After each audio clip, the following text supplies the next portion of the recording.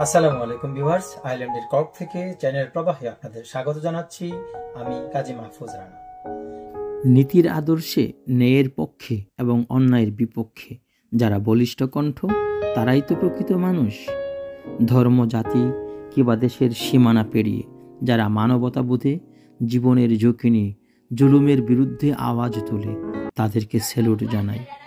বন্ধুরা, স্ক্রিনে যে ভিডিওটি দেখছেন তাতে জায়ান্টবাজি, ইসরায়েলি দখলদারিত্ব এবং বোমাবাজির বিরুদ্ধে আমেরিকান কয়েকজন অফিসার প্রতিবাদ করেছেন।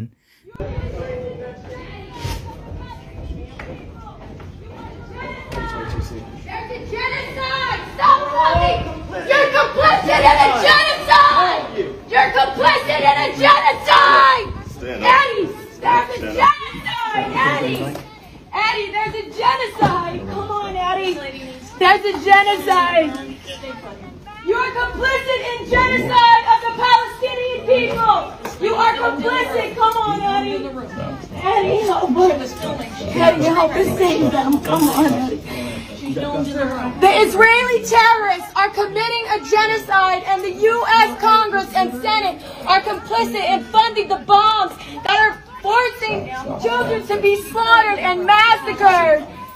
Shame on this government! The United States of America is complicit in genocide! American কয়েকজন অফিসার প্রতিবাদ করেছেন। বোমা মেরে, মিসাইল মেরে ফিলিস্তিনিকে ধ্বংসস্তূপে পরিণত করার বিরুদ্ধে বলিষ্ঠ কণ্ঠে গর্জে উঠেছেন। তাই তাদেরকে সাধারণ পুলিশ দিয়ে পেন্টাগনের পক্ষ থেকে হাতে হ্যান্ডকাফ লাগানো হচ্ছে। তারপরও তারা চিৎকার করে প্রতিবাদী কণ্ঠে বলেই যাচ্ছিল, তোমরা বোমাবাজি বন্ধ করো, অত্যাচার বন্ধ করো, তোমরা তোমাদের অপকর্মের জন্য লজ্জাবোধ করো।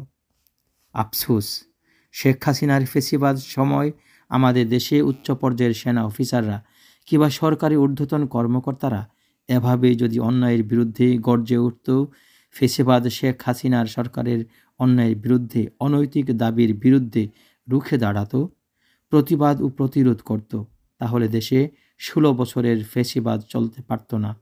গুম, খুন, হত্যা এসবের কিছুই চালাতে পারত না এই ফেসিবাদী সরকার, কিংবা দেশে তৈরি হতো না অমানবতার ভয়ঙ্কর সেই আয়নাঘর।